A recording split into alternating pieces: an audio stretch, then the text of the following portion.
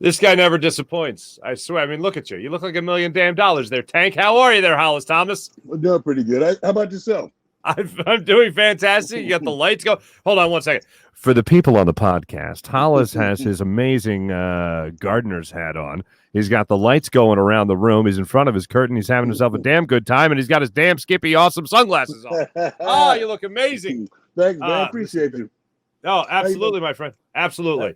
How you been doing? How you been doing in this football purgatory that's about to end for us? I'm glad you put it like that, football purgatory, because it's so true. We got the Hall of Fame going on, at the time we tape this. We got the Eagles starting up, a week from Friday, so we still have a little bit. I can only assume from when you were playing to now, training camp just means less, especially when you're the Eagles and you seem like you're barely practicing nowadays. Well, I think that's the thing with all the teams now with the last collective bargaining agreement about the players. They gave back some money, but they took control over practice and workouts. So they made it real quote unquote player friendly.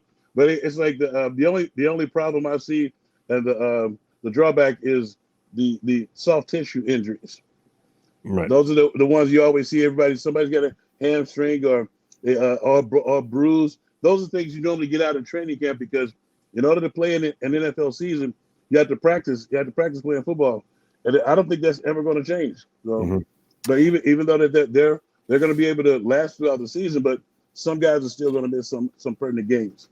Now, I think we've had this conversation in the past quite a few times over the years, but is there any truth to the idea of getting your body used to being hit? Like, are we really missing out by not having full contact practices?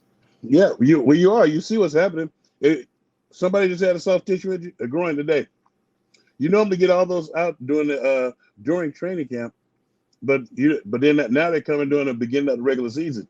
And when you look at it, it's like, and just go back and look at all the soft tissue injuries that are now happening at the beginning of the season. Now that you plan not to get hurt. If you're scared, say you're scared.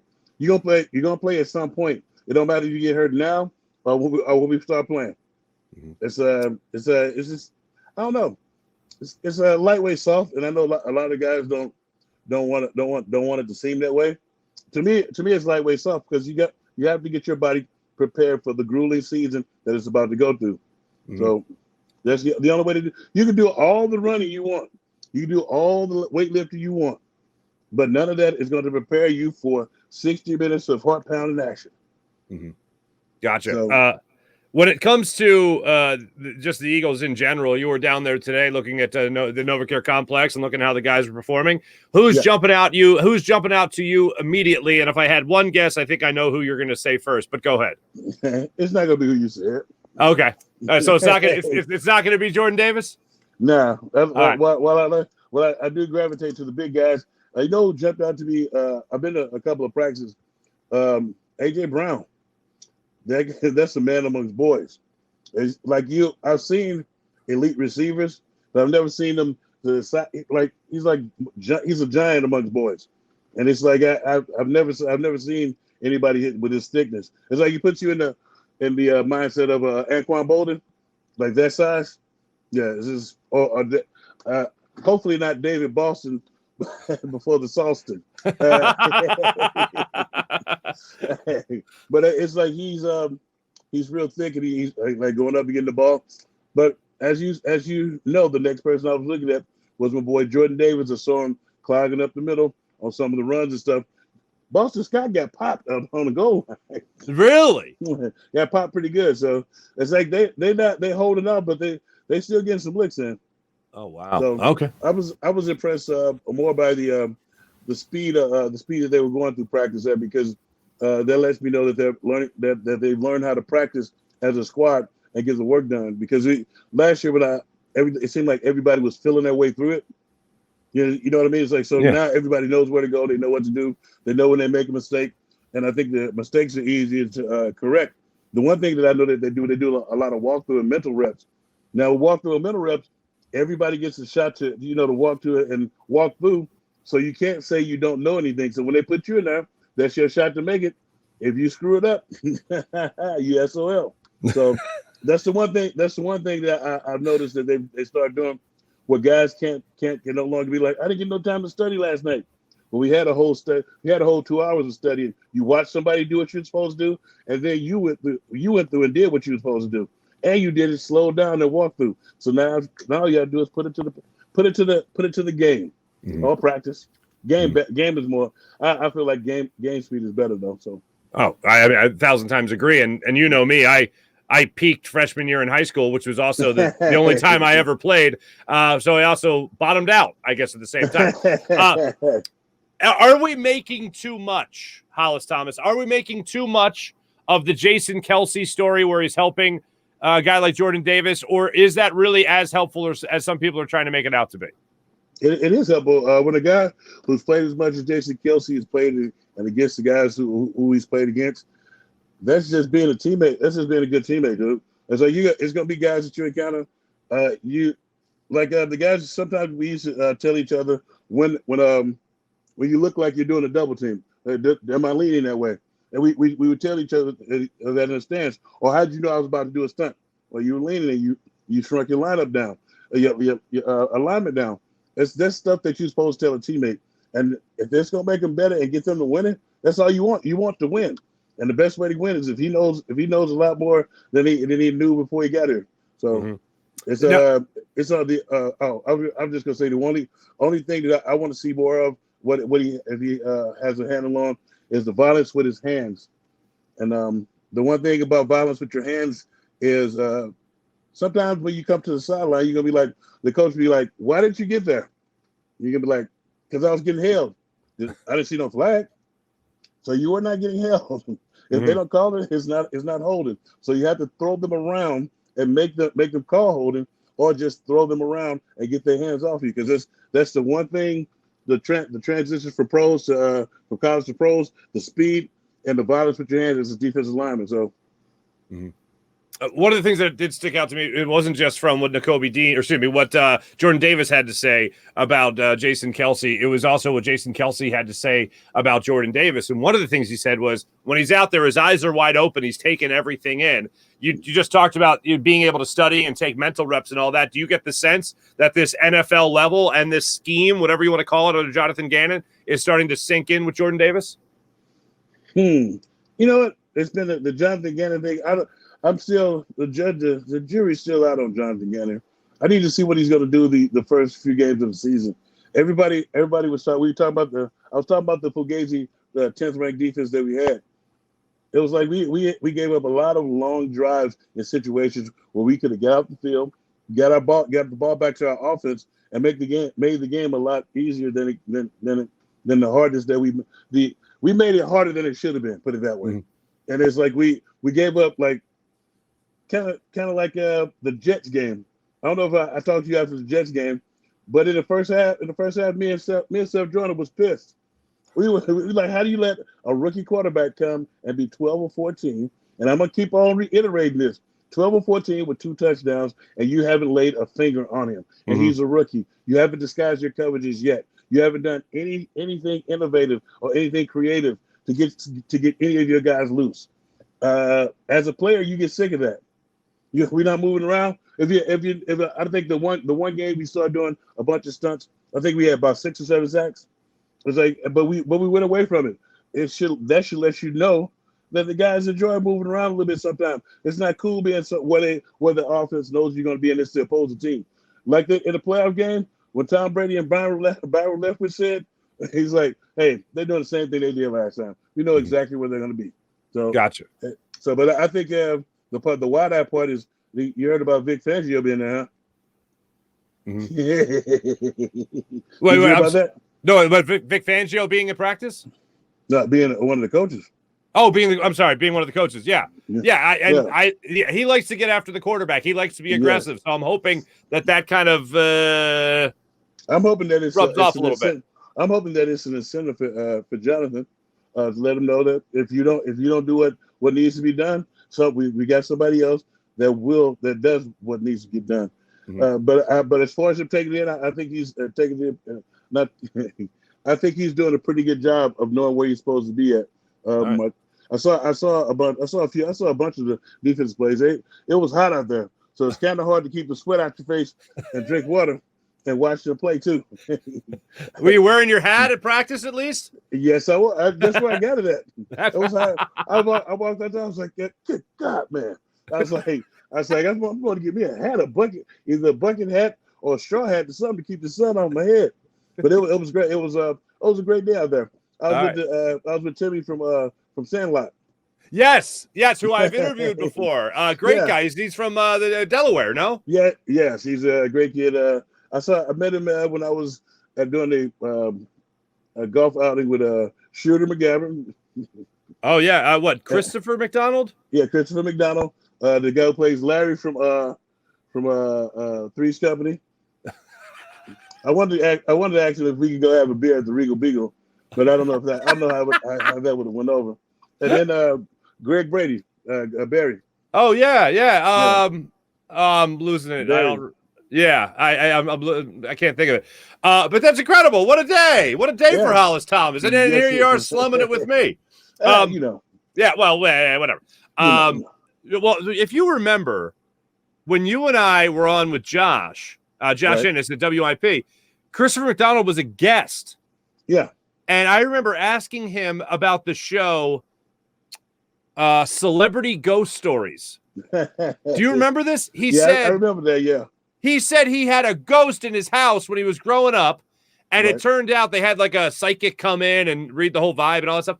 And he said it was a little black boy and his father, and they were just staring at him in his hallway and walked into a wall. They go into the wall, they open up the wall essentially after this experience, and they find like an old hay mattress, a pair of work boots, an old lantern, and it turns out that house was part of the Underground Railroad.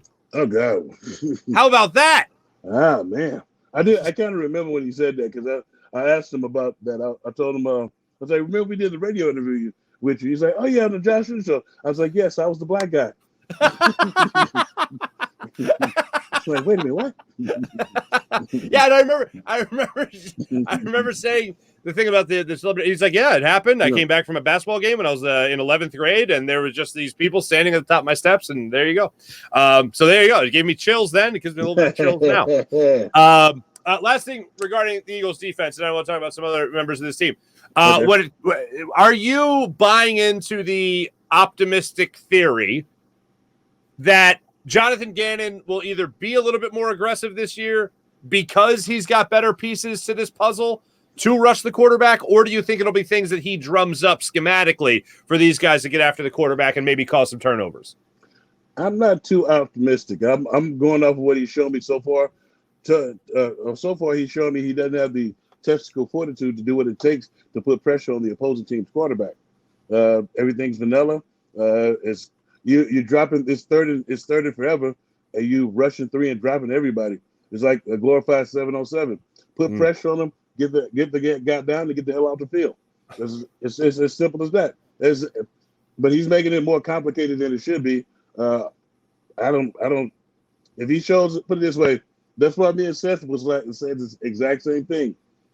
If he comes out this first game or two and goes with the same crapola he had last year, then the writing's probably going to be on the wall for him, because last year he did get called into the principal's office and reprimanded. I don't know if you remember that. Yes, no, I remember. There were issues between him and Fletcher Cox, issues between him and Nick Sirianni, apparently, yeah. Yeah, because put it this way, when your top defender comes out and say, I'm paid to make sacks. I mean, yeah. And he's never said anything like that before with anybody else. It means the defense that you're putting out there, the scheme schematically sucks. And everybody was making up the excuse about the talent. You're a coach. Put him in the proper position. I'm with you. I'm with you. Now I have to ask you about Jalen Hurts. You mentioned AJ Brown as a man amongst boys out there in the NovaCare complex. What's your take on Jalen Hurts to this point? How confident are you he'll lead the Eagles to many victories this season? I'm very confident that he's going to lead. He led them to a bunch of victories last year.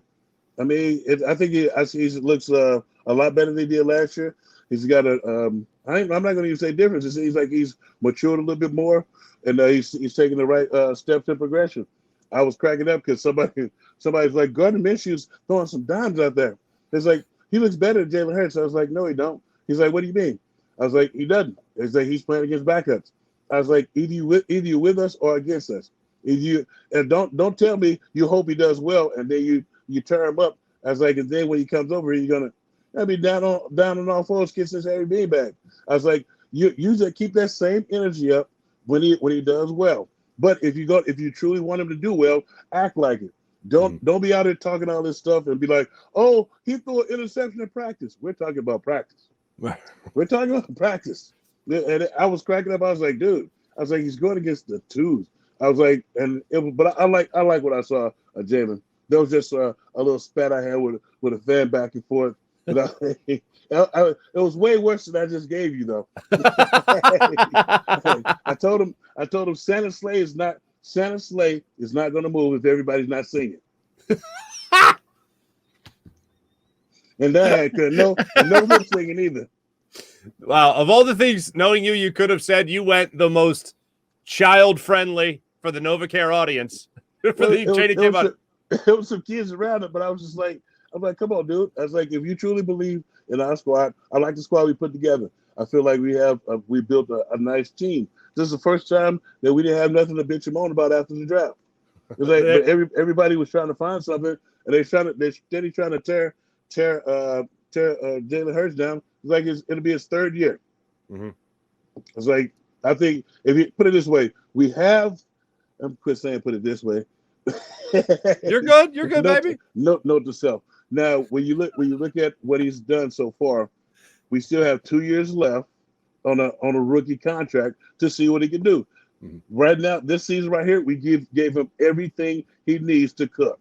Mm-hmm. If he comes out with some crap, there's no need in us paying him, and we need to look for the successor, the guy we need to bring in there. But if he shows us promise, it's like, okay, let's make sure you're not a flash in the pan choke artist, Carson Wentz. What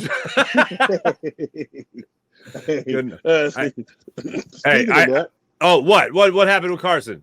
Well, no, I was gonna let you know that I'm extending the invitation to you to go to see the Washington Commanders. See us take on the Washington Commanders on our bus trip on Philly Sports Trips. Oh, go on phillysportstrip.com and check it out. We're trying to get 1,000 fans down there to say what's up to Carson. It's gonna be a baller ass party, man. So my treat. If you want to go down, if you're down, we got some buses leave. We're trying to get it. We already got 560 people. It's going. You have to go see it. It's going to be a big spread of food, drinks, cigars, the whole shebang. Oh, well, you had me at cigars, my friend, and food as well. Thank you for the invite, man. Let me check the old calendar there, see what I'll be doing. Check the calendar. You know the game is September the 25th. You can go on phillysportstrips.com to check it out. That's what I'm traveling with them this year. I'll be at the Detroit game in Detroit, but that's one of our big trips in our Arizona trip.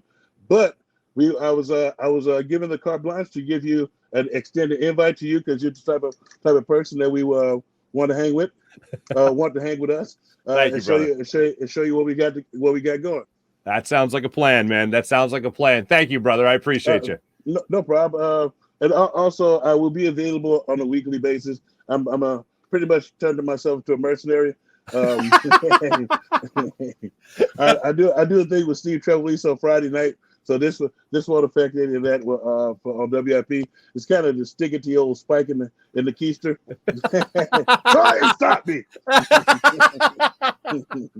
Damn it! Oh, I love you, brother. I love you too, man. It's like so. I thought Josh was in Detroit, but he's still in Nashville. I had to check on him because all that rain down there. Yeah. He's Nashville, but I think they're syndicating him in Detroit, which is incredible. Yeah, so I thought he was going to Detroit. I was going to be like, I'm coming on the show. No. There you go. Hollis Thomas. Yeah, go ahead. I'm sorry. But quickly, what do you think about Jalen? I love Jalen Hurts. I think every quarterback needs that type of he could not have a more perfect mindset, a more perfect attitude. I think he needs to improve on his accuracy and breaking down what the defense is giving him. I think a lot of things you heard are very accurate. A lot of things you've seen are very accurate in what you report back to me and everybody else as well. But the thing that I hate is people that say he runs too much, because I think that's not fair. I don't think he looks to run. I think he takes what the defense gives him sometimes too many times with his legs, but I don't think he's like one read and done. And then the other thing I look at with him is the arm strength. The arm strength doesn't bother me. Could it be better? Sure. But if he's throwing a bomb down the field and he's accurate with it, then all is fine. The funniest thing is he had one of the strongest arms at the combine. Just right behind Justin Herbert. I don't think a guy who deadlifts over 600 pounds has a problem with arm strength. Really. I think the thing he's trying to do, he's trying to get that touch. So, but he needs to just be able to follow through. I think he's kind of finding it this year. I saw a bunch of passes that was tremendous, but he's actually setting up better, and he's kind of taking what they give him like right away now. It's like I always feel like with a quarterback who makes quick decisions and take what they give him, that other stuff will be there if you take what they give you. Kind of like when Miles Sanders, I was doing a show yesterday. He had tweeted, "Keep his name out his motherfucking mouth." He was apologizing for the curse words, but that's what was tweeted.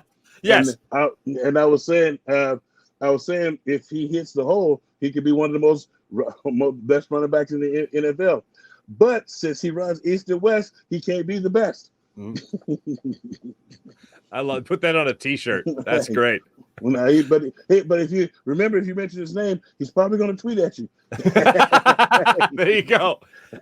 Tank, always great catching up with you, man. Thanks so much. Happy for your success, of course, being the mercenary that you are, and of course all the stuff you're doing with Philly Sports Trips, my friend. Thanks. Let me make sure you let me know, because Vincent is waiting. I told him I was going to tell you tonight, and it's cool. All right, sounds good. Sounds good. The great Hollis Thomas, ladies and gentlemen. Thanks so much, Tank. Go Birds.